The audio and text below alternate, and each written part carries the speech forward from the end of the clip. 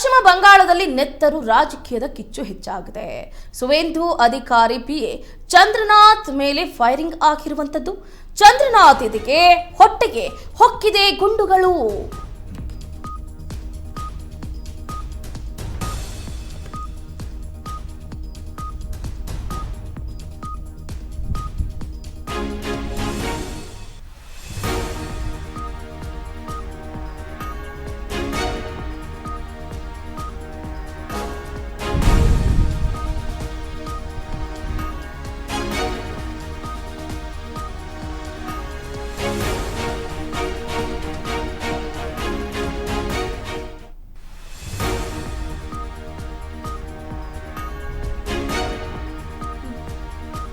S ನೋಡಿ, ಪಶ್ಚಿಮ ಬಂಗಾಳದಲ್ಲಿ ನೆತ್ತರು ರಾಜಕೀಯದ ಕಿಚ್ಚು ಹೆಚ್ಚಾಗಿದೆ.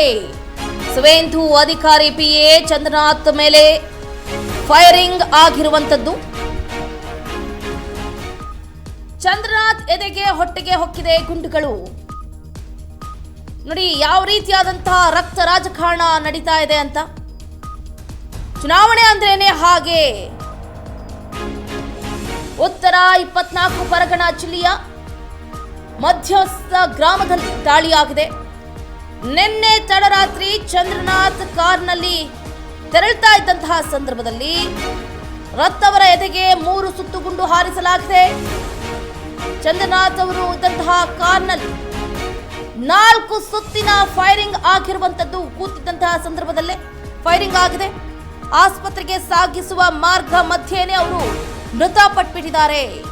ಪಶ್ಚಿಮ ಬಂಗಾಳದ ಚುನಾವಣೆಯ ಫಲಿತಾಂಶದ ಬೆನ್ನಲ್ಲೇ ಈ ಹಿಂಸಾಚಾರ ನಡೆದಿದ್ದು, ಇದು ರಾಜಕೀಯ ಪ್ರೇರಿತ ಕೊಲೆ ಅಂತ ಶಂಕಿಸಲಾಗ್ತಾ ಇದೆ. ಚಂದ್ರನಾಥ್ ರಥ್ ಅವರು ಕಾರ್ನಲ್ಲಿ ಪ್ರಯಾಣ ಮಾಡ್ತಿದ್ದಂತಹ ಸಂದರ್ಭದಲ್ಲಿ ದುಷ್ಕರ್ಮಿಗಳು ಅವರ ಕಾರಿನ ಮೇಲೆ ಫೈರಿಂಗ್ ಅನ್ನ ಮಾಡಿರುವಂತಹ ದೃಶ್ಯಗಳನ್ನ ಗಮನಿಸ್ತಾ ಇದ್ದೀರಿ. ರಥ್ ಅವರ ಎದೆಗೆ 3 ಸುತ್ತು ಗುಂಡು ಹಾರಿಸಲಾಗಿದೆ. ಆಸ್ಪತ್ರೆಗೆ ಸಾಗಿಸುವ ಮಾರ್ಗದ ಮಧ್ಯೆನೇ ರಥ್ ಅವರು ಮೃತಪಟ್ಟಿದ್ದಾರೆ. ನಿಜಕ್ಕೂ ಕೂಡ ಇದು ಹೇಯ ಕೃತ್ಯ ಅಂತಾನೆ ಹೇಳಬಹುದು.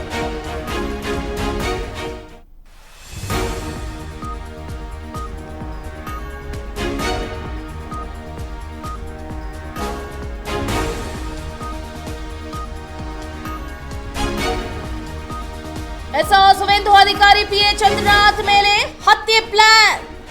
ಚಂದ್ರನಾಥ್ರನ್ನ ಚೇಸ್ ಮಾಡಿ ಅಟ್ಯಾಕ್ಗೆ ಒಳಪಡಿಸಿದ್ದಾರೆ ದಾಳಿಕೋರರು.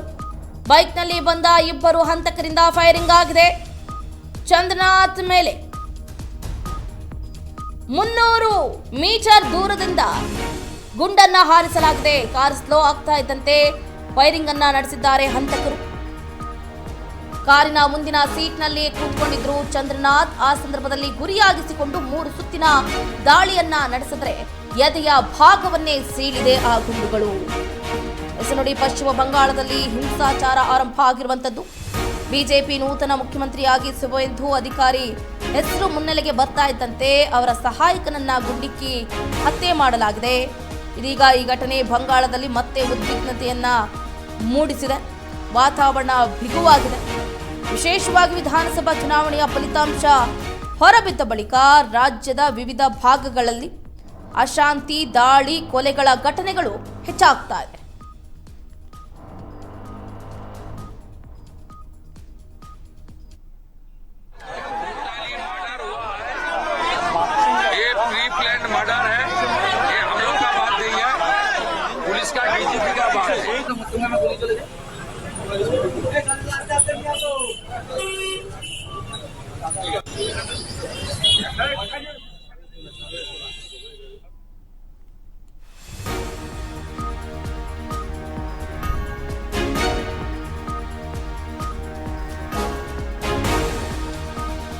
ಆಪ್ತನ ಹತ್ಯೆಗೆ ಬಿಜೆಪಿ ಶಾಸಕ ಸುವೇಂದು ಅಧಿಕಾರಿ ಕಿಡಿ. ಚಂದ್ರನಾಥ್ ಹತ್ಯೆ ಆಸ್ಪತ್ರೆಗೆ ದೌಡಾಯಿಸಿದ್ದಾರೆ ಸುವೇಂದು ಅಧಿಕಾರಿ. ಆಸ್ಪತ್ರೆಯಲ್ಲಿ ಮೃತದೇಹ ದರ್ಶನವನ್ನ ಪಡೆದಿದ್ದಾರೆ ಸುವೇಂದು. ಇದೊಂದು ಪೂರ್ವ ನಿಯೋಜಿತ ಕೊಲೆ ಅಂತ ಸುವೇಂದು ದುಃಖವನ್ನು ವ್ಯಕ್ತಪಡಿಸಿದ್ದಾರೆ. ಚಂದ್ರನಾಥ್ ಹತ್ಯೆಯಿಂದ ನನಗೆ ತುಂಬಾ ಬೇಸರ ಆಗಿದೆ, ದುಃಖ ಆಗಿದೆ. ಯಾರನ್ನ ಬಿಡುವ ಪ್ರಶ್ನೆನೇ ಇಲ್ಲ ಅಂತ ಸುವೇಂದು ಹೇಳಿದ್ದಾರೆ. ಪಶ್ಚಿಮ ಬಂಗಾಳದಲ್ಲಿ ಇನ್ನೂ ದಾದಾಗಿರಿ ನಡೆಯೋದಿಲ್ಲ. ಆಪ್ತನ ಹತ್ಯೆ ಬಳಿಕ ಶಾಸಕ ಸುವೇಂದು ಅಧಿಕಾರಿ ವಾಗ್ದಾಳಿಯನ್ನ ನಡೆಸಿದ್ದಾರೆ. ನೋಡಿ, ಉತ್ತರ 24 ಪರಗಣ ಜಿಲ್ಲೆಯ ಮಧ್ಯಮ ಗ್ರಾಮ ಪ್ರದೇಶದ ಬಳಿ ನಿನ್ನೆ ತಡರಾತ್ರಿ ಘಟನೆ ನಡೆದಿದೆ. ಮೇ 6, 2026 ರಾತ್ರಿ ಸುಮಾರು 10:15ಕ್ಕೆ ಚಂದ್ರನಾಥ್ ರಥ ಅವರು ಕೋಲ್ಕತ್ತಾದಿಂದ ತಮ್ಮ ಮನೆಗೆ ಸ್ಕಾರ್ಪಿಯೋ ಕಾರ್ನಲ್ಲಿ ಹಿಂತಿರುಗ್ತಾ ಇದ್ರು. ಜೆಸ್ಸೋರ್ ರಸ್ತೆಯ ದೊಹಾರಿಯಾ ಬಳಿ ಅವರ ಕಾರನ್ನ ಮೊದಲು ಒಂದು ಕಾರು ಅಡ್ಡಗಟ್ಟದಂತೆ.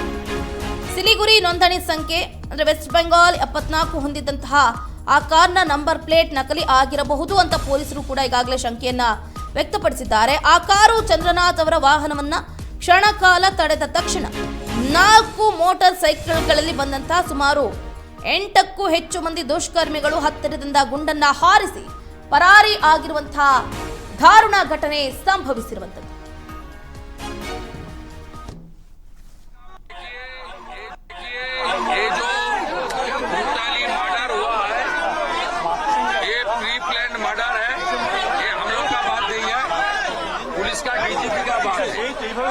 दो तीन दिन रेकी करके fully pre plan murder police ने इन्वेस्टिगेशन चालू किया.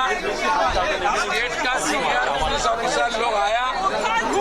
हम लोग बहुत पेनफुल हार्ट में ये जो मर्मांतिक हादसा हुआ इसका निंदा करने का कोई भाषा हम लोग का पास नहीं है. दिल्ली से हमारी राष्ट्रीय अध्यक्ष से लेकर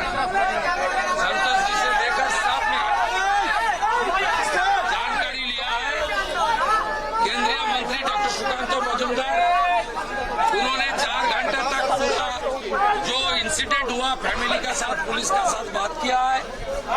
पार्टी की ओर से ऑनरेबल एमपी पार्टी का जीएस ज्योतिर्मय सिंह महातो जी और कम से कम 20 चुने हुए विधायक सब अपने अपने क्षेत्र छोड़कर ये जो हुआ है इसके लिए